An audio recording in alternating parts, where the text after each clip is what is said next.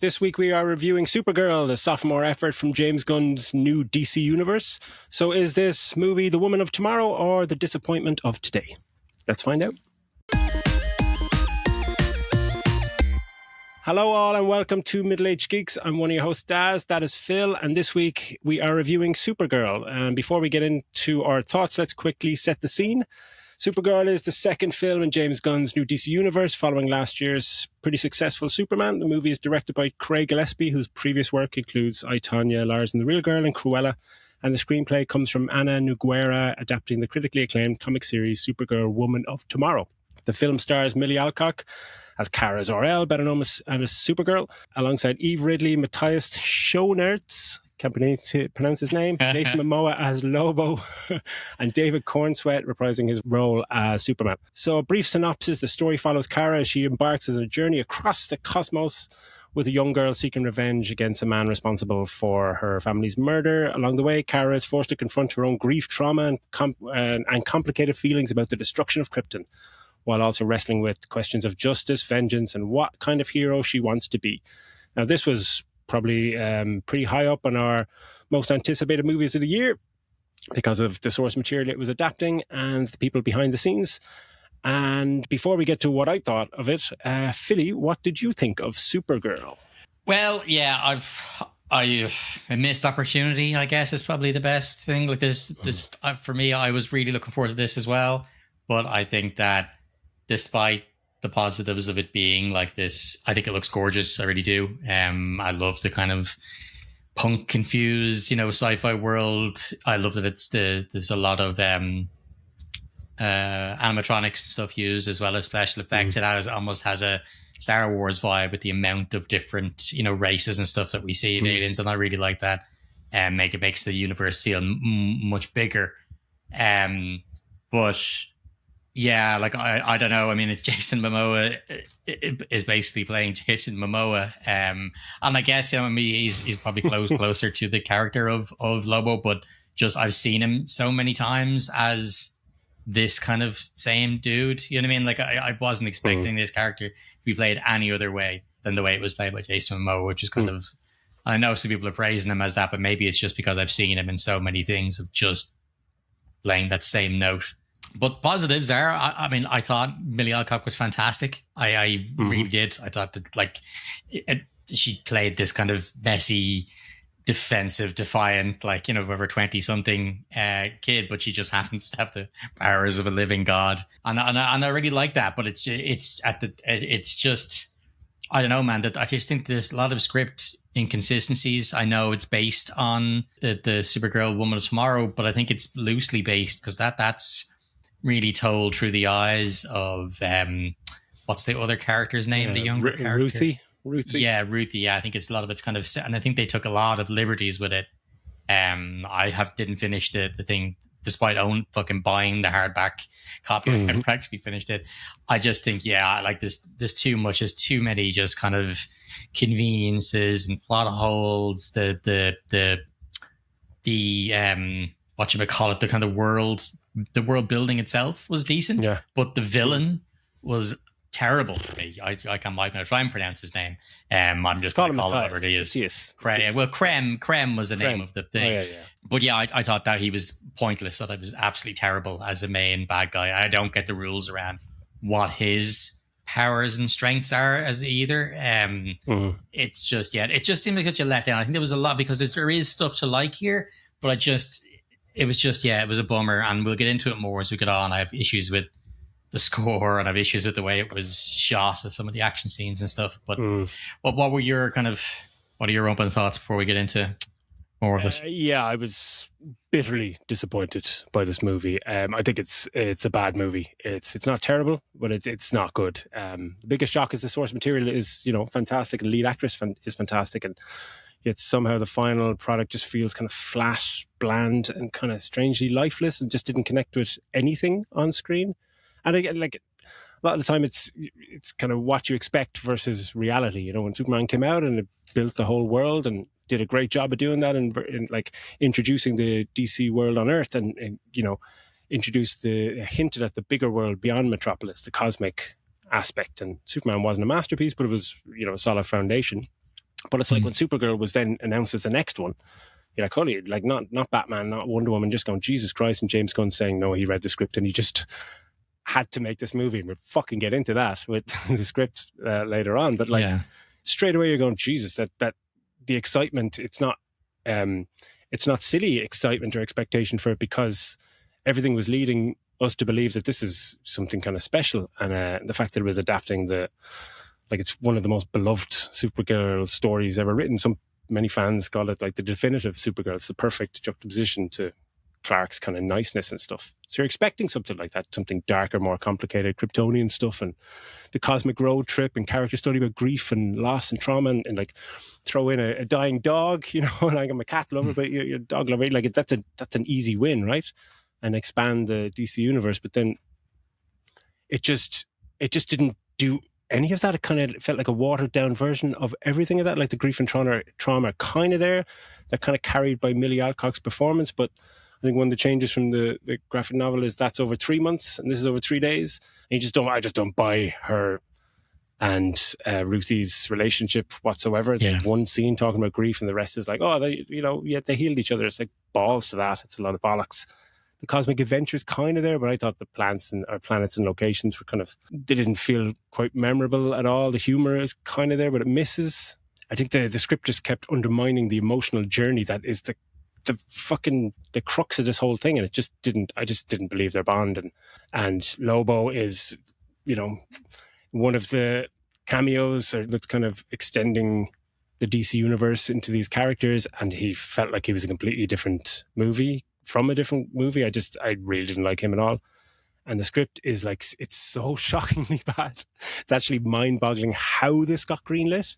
And we'll rant about that in a while, but like it's just such a massive disappointment. When you say misfire, it's such a misfire. Everything's there. Like the fantastic actress, a really like a director with serious talent. You know what I mean? A successful launch, character with enormous potential, and it just doesn't come together. And that's what's, I guess, mostly frustrating. It's the first real kind of stumble of James Gunn's DC universe, and it's the second fucking movie. It had everything to be great, especially the lead role, and that's why it kind of stings. And speaking of the lead role, let's just get into like your positive and negatives on the performances. Millie is brilliant. Like, she's excellent kind of casting, but then the supporting cast, I just thought were just so weak. I hated Ruthie. I just couldn't. I know. Yeah, you said invest in her, because obviously we saw one of the showings together. But you were saying it straight away. I hate her. Yeah. I just didn't. Just the script was just. It didn't give the character. It didn't give the audience any chance to really be invested with Ruthie, especially because her backstory is told in 30 seconds, and we're just on to this, and it's like. I don't care about you lost your family. I should care about something. And I didn't care about anything. Like even the stuff with crypto, where I know we've seen Superman, if you kind of read some of the graphic novel, they have a really great bond, but you see all the flashbacks to her bonding and finding crypto and the reason why he's so special in her life. You find that later on in the movie after he's been injured, and it's like that's just the wrong way around. Like that just doesn't work whatsoever. It's everything's kind of backwards. But what did you think about David Cornswet, Superman turning up on screen, and Jason Momoa? I mean, I like David Cornswet. He didn't really have much to do in this. Let's be fair. You know what I mean? Like they're only in an actual scene together once or something like that. Yeah. Like most of it's video kind of thing. I did think that. Is it Krumholtz? David Krumholtz? So he's going to get his name wrong. Her father. I thought he was fantastic. Like the scenes on Krypton, I loved them. I thought they were great. I loved that they just speaking Kryptonian as well, which was great. I thought they were really good, and there was so much emotion and everything in his small little performance. In this, not native language, it blew everybody else out of the water, and he is only in such a small part of it. It was like, Jesus, why not just give us a lot more of that? Then give us a lot more of that 100%. on Krypton and stuff, and like you said with crypto, give us a lot more of that, because that was great to get a little bit more about the story about it happening and stuff. It would have been maybe even see if you could get Bradley Cooper on board and show some of the interaction between them, especially since there's a throwaway line on that Krypton stuff where they double down on the whole thing. Oh, that's when you see Kal-El's ship going off, and it's like, oh yeah, that's the one that Jor-El's sending off to be the conqueror of worlds, and they double down on it, and you kind of go, and the fact that Supergirl's dad, you know, and Superman's dad obviously are brothers. I want to see their interaction because he's so loving. He's like resembles the Kryptonian parents that we are used to seeing from Superman's side. So I'd love to see those two brothers, and maybe we'll get that next year in Man of Tomorrow. But that Krypton world building was easily the strongest part. Definitely. The destruction of it and their interaction, but like even from a writing point of view, it seemed like I'm convinced it was written by somebody else because the writing of that is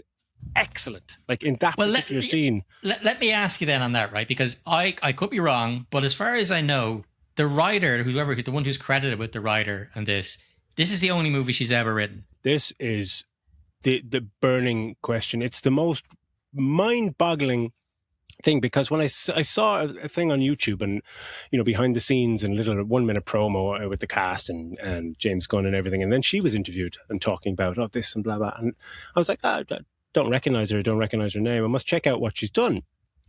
And she has 2 writing credits on IMDb, and the first one is 2018. She wrote a short story or a short film, like 10 minutes long, and then the next one is Supergirl, and you're like, whoa, what?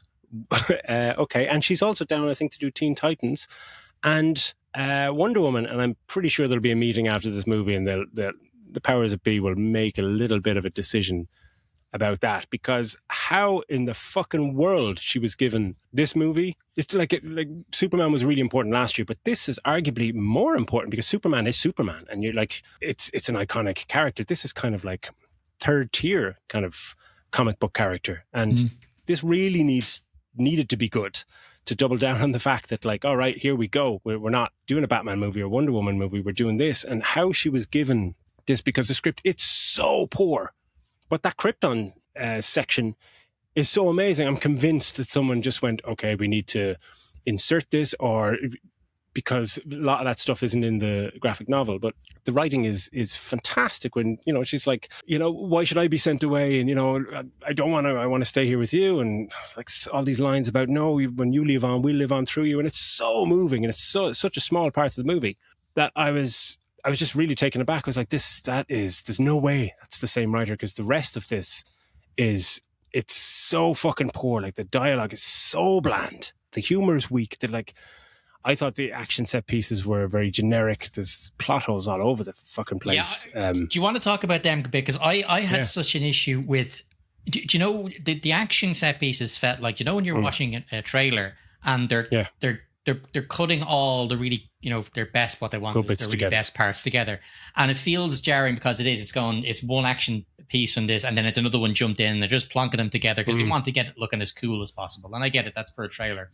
The cuts in this almost felt like that. It was just, they were all over the place. Like, it's just that they actually look better in the trailer than they did in the movie. Like, just let us see the whole fucking thing. It just kept getting just hard to follow in not in like a, I don't understand this kind of way. It was just like, why? Where is the geography of this? It just didn't make sense. And it was, I didn't like how the action scenes were cut at all. And you've got someone she's a kick-ass fighter when she is fighting. You know what I mean? Like, I'd say even some, like, Superman is so much brute force from the Superman movie, whereas in this, you see her, she's doing some fucking awesome kicks and swinging people around, but you don't get enough of a focus on any of it.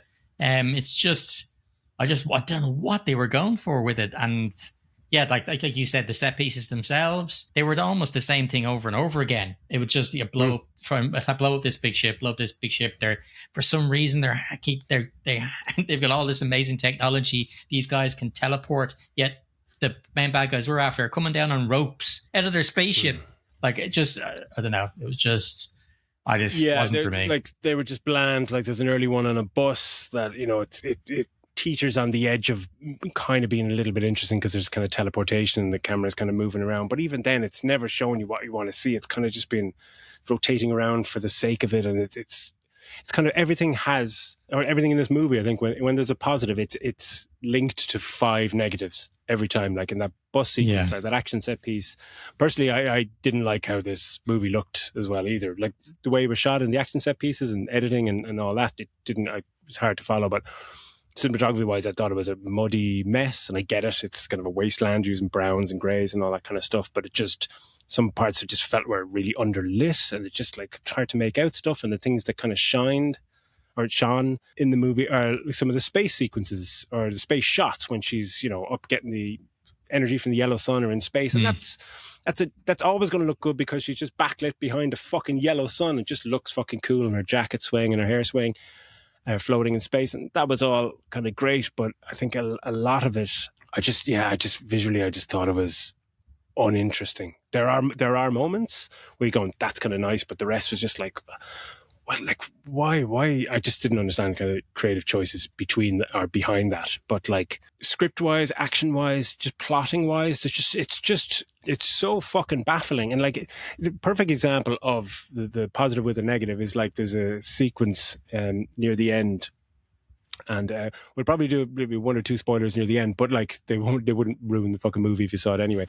But like, because actually if you've seen one of the trailers, you've seen 75% of the movie. If you've seen the teaser and 2 trailers, you've seen 95% of the movie. It's all like the whole last action, the scene of her being Supergirl, it's in that 3rd trailer. Every single beat. And it's all of them are there. Except in the trailer, it kind of looks cool. Here, there's a music choice that comes in that's just baffling. So you're kind of going, oh, this is the sequence. And then a music choice happens, and it's I think it's a bad song, but it's a cover of the wrong song, and you're just going, oh, for fuck's sake. Well, like can I actually just stay on that then just for a second? That's about the music, because I thought that was really interesting, because it's something we spoke when we were walking out, was that you weren't really getting a Supergirl theme. Like if you think of Wonder Woman, you get that Hans Zimmer, what's her face, Tina go, you know, on the thing, that cello, and straight away, you get. She didn't really seem to have the kind of proper theme, and like I think a lot of it comes down to the fact that they changed composers like 3 times. Like it went 3 times, yeah. That's like it's bad, one like even just one that was only like a few months before release, and so. Yeah, the actual soundtrack vibe wasn't too bad. Yeah, that was a cover that wasn't great, but I loved hearing sleigh bells at the start when we in that opening sequence. There's a couple of good things at the start. And I've got a bit of a soft spot for that Rilo Kiley song, Silver Lining. So and I've never seen it in a movie before, so that was kind of cool. But then all the orchestral stuff, it just felt like they completely dropped the ball with that. And that comes back to that Krypton sequence again, because I saw, like, I had 3 showings booked. I saw the first one, didn't bother for the second one, went to the third one just because you were going. I can hang out with you for a few hours. I wouldn't have gone to see it probably otherwise. But like, I noticed it that second time with the Krypton sequence. There's a hint, like there's a score playing when she's been put into the pod, and it's really a lovely kind of riff or a couple of notes, and you're like, I think that's her theme. That must be her theme. Yeah. But like, if you're thinking about music being turned up to 11, this was turned down to 3. It sounded like you were hearing it secondhand off someone's fucking AirPods or something. It's like, that's really nice. Will you turn it up, please? And like, after the final sequence, you had to buy the soundtrack, I think, to get her actually get her theme. Yeah, and it plays over kind of, again, very mildly over the end credits, but you're kind of saying, bring that in for the last fucking when she becomes Supergirl. Give her, like, just put her theme on her action when she finally puts on the suit, and not fucking Jimmy Eats World or whatever the fuck that shit was. It just, that was an absolute head wreck. There's just so many baffling decisions all the way through. There's like it's like the writer, she just didn't know what the fuck she was doing. She's in over her head, or is this like, it stinks of a first draft. There's a character decision near the end that, like, I just rolled my eyes so much I almost got sick in my mouth. You just like going, what? Somebody does something that completely undermines the entire movie, the entire arc of the character, the entire lessons, the teaching, everything. You're just going, what? And you're kind of going, oh, okay. And it's like, feels like it's subversion for the sake of subversion, you know? And you're kind of going, like, a twist isn't automatically clever just because no one expected it. It needs to make fucking sense. And this doesn't make any sense, because the comic book has a great twist, and a different kind of twist that makes perfect sense about who Kara is becoming. And This is just like, it's just kind of, it's fucking, it's weird. But I think like a lot of the scripting has to go back to James Gunn, because he's the guy, he's the guy that said, like, we're making this movie because of the script. He's just like, I've never seen what did he say? Like, it's one of the best screenplays he's read. And it's like, if that's true, why is it not on screen? And if it's not true, why make that fucking claim? Either like, Yeah. This is from a guy who's like a really good director, but he's an excellent writer. It's just strange. And there's been talk online before this. People were kind of worried slightly the fact that he is making Superman, writing and directing that, and also doing the sequel Superman, while also being CEO and being the overseer of the whole fucking DC universe, the way Kevin Feige was on Marvel. And, you know, Marvel's gone kind of to a shit show recently, but that 10 years between Iron Man and Endgame, like Kevin Feige was about 20 fucking movies, and they pretty, bar a few, they ranged from kind of like pretty decent to fucking excellent. Yeah. And that's because he was picking the writers, picking the directors, and just fucking doing it. And now James Gunn is trying to do that and make the movies and write movies as well. It's like, I think you got to pick one or the other, because it's movie 2 and you fucked it up. Like, I think that it could be very damning, because this was never going to make as much money as Superman. Superman, beloved fucking superhero, and barely made money. This was always not going to make money, but it had to be good. It just didn't have to be amazing. Again, it just needed to be another solid foundation and set the groundwork for introducing Batman. And because, yeah, it's just, I don't know where you kind of go forward with this, because all the trolls on the internet have been proved right. They hated the movie before it even fucking was written, or before it even came out. And now they're all going, told you. And it's like, for fuck's sake, you know, it just drives me insane.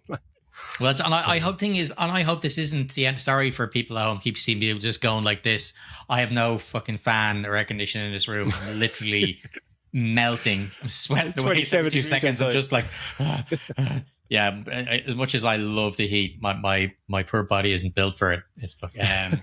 But yeah, I hope this isn't the end for that for Millie Allcock as Supergirl, because I thought that she was the shining light in it.